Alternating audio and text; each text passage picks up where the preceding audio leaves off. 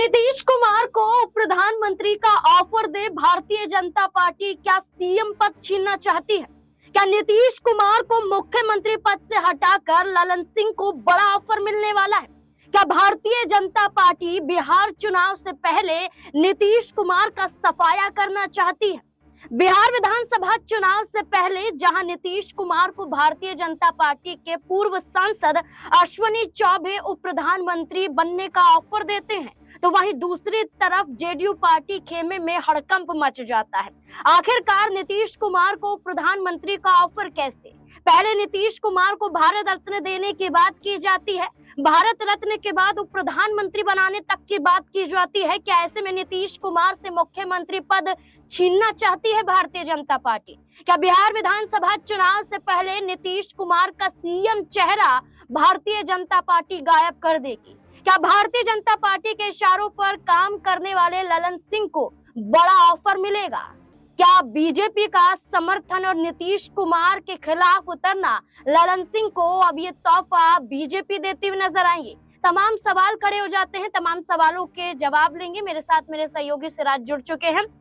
सिराज, अश्विनी चौबे जो पहले भी ये दावा कर चुके हैं कि नीतीश कुमार को सीएम चेहरा नहीं बनाया जाना चाहिए, बल्कि वो दावा करते हैं कि बीजेपी को बिहार में आगे रहना चाहिए और अपने एनडीए के तमाम सहयोगियों को अपने पीछे लेकर चलना चाहिए। वही अश्विनी चौबे अब एक बार कहते हैं कि नीतीश कुमार ने एनडीए के साथ मिलकर संयोजक की भूमिका निभाई है और नीतीश कुमार को सम्मानपूर्वक उप प्रधानमंत्री का पद मिलना चाहिए। ऐसे में ये बड़ा ऑफर क्या नीतीश कुमार से सीएम कुर्सी छीन कर रहेगा? जाहिर सी बात है नाज़मीन, जिस तरीके से अश्विनी चौबे ने ये बयान दिया है, अपने आप में कई सवाल खड़े हो रहे हैं कि क्या नीतीश कुमार की अब विदाई तय मानी जाए? क्या नीतीश कुमार को मुख्यमंत्री की कुर्सी किसी भी कीमत पर छोड़नी पड़ेगी? ये तमाम सवाल इसलिए उठ रहे हैं क्योंकि अश्विनी चौबे ने कहा कि नीतीश कुमार भारतीय जनता पार्टी के साथ मिलकर एनडीए के संयोजक के रूप में लंबे समय से रहे हैं और इस लिहाज से उन्हें प्रधानमंत्री, माफ कीजिएगा, उप प्रधानमंत्री बना दिया जाए। लेकिन सवाल इस बात को लेकर उठ रहे हैं कि क्या उप प्रधानमंत्री बनाकर नीतीश कुमार की जो कुर्सी है मुख्यमंत्री की, उसको भारतीय जनता पार्टी अपने हाथ में लेना चाहती है? जिस तरीके से हाल ही में एक बयान सामने आया था जो गिरिराज सिंह है, उनका बीजेपी सांसद गिरिराज सिंह, कि भाई नीतीश कुमार को भारत रत्न दे देना चाहिए। और कहीं ना कहीं उस वक्त भी सवाल उठ रहे थे कि क्या भारत रत्न देकर जो मुख्यमंत्री की कुर्सी है उस पर कहीं ना कहीं शिकंजा कसने की तैयारी बीजेपी कर रही है। लेकिन अब जिस तरीके से उप प्रधानमंत्री की बात चल रही है, देखिए इसमें कई सवाल है। दूसरी तरफ देखा जाए तो कहीं ना कहीं चिराग पासवान हो, जीतन राम मांझी हो, तमाम बड़े चेहरे हैं जो मुख्यमंत्री का दावा तो पेश करते हैं, लेकिन जिस तरीके से बीजेपी ने इन्हें केंद्रीय मंत्री बना करके बिहार से ही आउट कर दिया, वैसा ही कुछ इस वक्त भी देखने को मिल रहा है। लेकिन सवाल इस बात को लेकर है कि नीतीश कुमार कोई छोटे मोटे खिलाड़ी नहीं है। नीतीश कुमार राजनीति के बड़े खिलाड़ी हैं और ये तमाम चीजों को वो समझ रहे हैं और इसी लिहाज से नीतीश कुमार को ठिकाने लगाना बीजेपी के लिए इतना आसान नहीं है। सिराज, अगर हम बात करें तो केंद्रीय गृह मंत्री अमित शाह, जब उनसे पूछा जाता है कि क्या नीतीश कुमार सीएम चेहरा होंगे, तो वो दावा करते हैं कि ये फैसला उनका थोड़ी है, संसदीय बोर्ड ये फैसला करेगा। लेकिन इसके बाद यही केंद्रीय गृह मंत्री अमित शाह योगी आदित्यनाथ के रिपीट होने की बात करते हैं। जिस उत्तर प्रदेश में चुनाव होना बाकी है, समय है अभी, लेकिन बिहार में चुनाव नजदीक है। ऐसे में दो राज्यों को लेकर अलग अलग बयान अमित शाह के क्या दर्शाते हैं कि क्या नीतीश कुमार पर सहमत नहीं है बीजेपी? देखिए, नीतीश कुमार को लेकर भारतीय जनता पार्टी पर्दे के पीछे बड़ा खेल कर सकती है और इस बात की सुगबुगाहट अब देखने को मिल रही है। जहां एक न्यूज चैनल से बातचीत के दौरान भरे मंच से कह देते हैं गृह मंत्री अमित शाह की भाई सीएम चेहरे को लेकर, नीतीश कुमार को लेकर कहीं ना कहीं संसदीय बोर्ड तय करेगा कि किसके नेतृत्व में चुनाव लड़ना है और कौन मुख्यमंत्री होगा अगर एनडीए की जीत होती है। दूसरी तरफ देखा जाए तो विजय सिन्हा का वो बयान जिसमें वो कहते हैं कि भाई जिस दिन बिहार में बीजेपी की अपनी सरकार बनेगी, अटल बिहारी वाजपेयी जी को सच्ची श्रद्धांजलि उसी दिन मिलेगी। तो कहीं ना कहीं इस बयान के जरिए बीजेपी कंफ्यूजन पैदा कर रही है, जहां एक तरफ सम्राट चौधरी दिलीप जायसवाल के बयान का बचाव करते हैं कि भाई नीतीश कुमार के नेतृत्व में चुनाव लड़ा जाएगा, नीतीश कुमार ही अगले मुख्यमंत्री होंगे।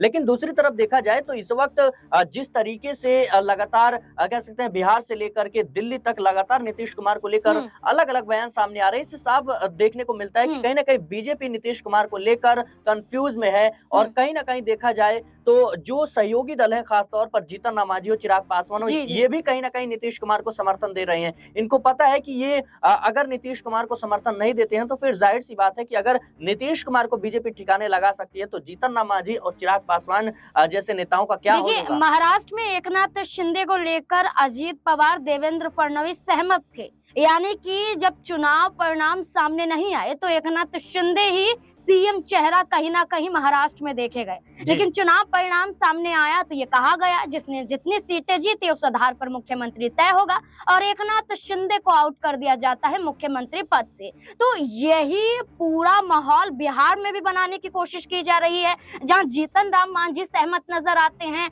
जहां चिराग पासवान सहमत नजर आते हैं, वहीं भारतीय जनता पार्टी आलाकमान द्वारा सहमति नहीं लेकिन तमाम बीजेपी के नेता नीतीश कुमार के चेहरे पर सहमत हैं। तो ये दर्शाता है कि नीतीश कुमार के साथ भी वही खेल हो रहा है। लेकिन दूसरी तरफ ललन सिंह मुंह तक नहीं खोलते हैं। ललन सिंह ना तो नीतीश कुमार की यात्रा में शामिल होते हैं, प्रगति यात्रा निकाली जाती है, न समर्थन में कोई ट्वीट करते हैं, न नीतीश कुमार के साथ किसी बैठक में शामिल होते हैं, न दिल्ली में एनडीए की बैठक में नीतीश कुमार ललन सिंह साथ होते हैं। और वक्फ संशोधन बिल के मुद्दे पर भी ललन सिंह नीतीश कुमार का साथ नहीं दिए। और ये मौका आ चुका है कि आज भी उप प्रधानमंत्री का ऑफर देने की बात चल रही है, लेकिन ललन सिंह के मुंह से एक शब्द भी नहीं निकलता है। क्या नीतीश कुमार के खिलाफ खुद ललन सिंह उतर चुके हैं?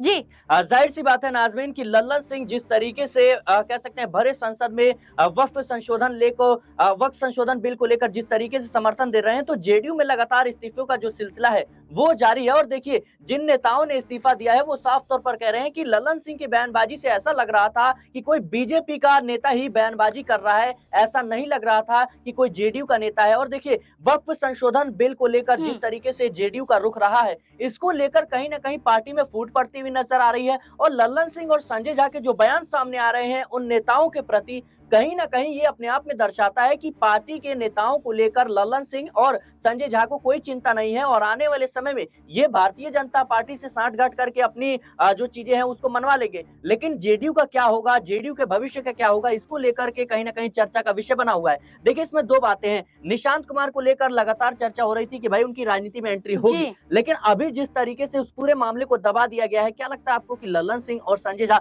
इतनी आसानी से निशांत कुमार को कहीं ना कहीं आने देंगे? अशोक चौधरी का बयान कल सामने आया, वो कहते हैं कि भाई निशांत कुमार जब चाहे जब वो आ सकते हैं, नीतीश कुमार जब चाहे अपने बेटे को कह सकते हैं किसी भी पद पर बैठा सकते हैं, कौन रोकने वाला है? इसमें कहीं ना कहीं हमें और किसी और को सोचने की कोई जरूरत नहीं है। वो कहते हैं कि हमें शंकराचार्य, मौलवी, मौलानाओं की कोई जरूरत नहीं है, जेडीयू को जरूरत है तो सिर्फ जनता की। तो कहीं ना कहीं ये वो नेता हैं जो खुद अपने पैरों पर कुल्हाड़ी मार रहे हैं, और ये वो नेता हैं जो कहीं ना कहीं जिनको लेकर सवाल उठ रहे हैं कि ये बीजेपी के इशारे पर काम कर रहे हैं। और देखिए, जिन नेताओं ने इस्तीफा दिया है ये वो नेता हैं जो कहीं ना कहीं नीतीश कुमार का कह सकते हैं कि पूरा काम करते हैं और जेडीयू के लिए जमीनी तौर पर पूरा काम करते हैं। और इन्हीं की बदौलत आज जेडीयू जो है वो कहीं ना कहीं लंबे समय से राजनीति में बनी हुई है। देखिए, क्योंकि ये छोटे कार्यकर्ता हैं, छोटे नेता हैं और क्षेत्रीय पार्टी के लिए काफी ज्यादा मायने रखते हैं। देखिए, बिल्कुल, जहां जेडीयू पार्टी को क्षेत्रीय पार्टी कहा जाता है, लेकिन केंद्र स्तर पर भी बड़ी भूमिका नीतीश कुमार निभाते हैं, तभी केंद्र में भारतीय जनता पार्टी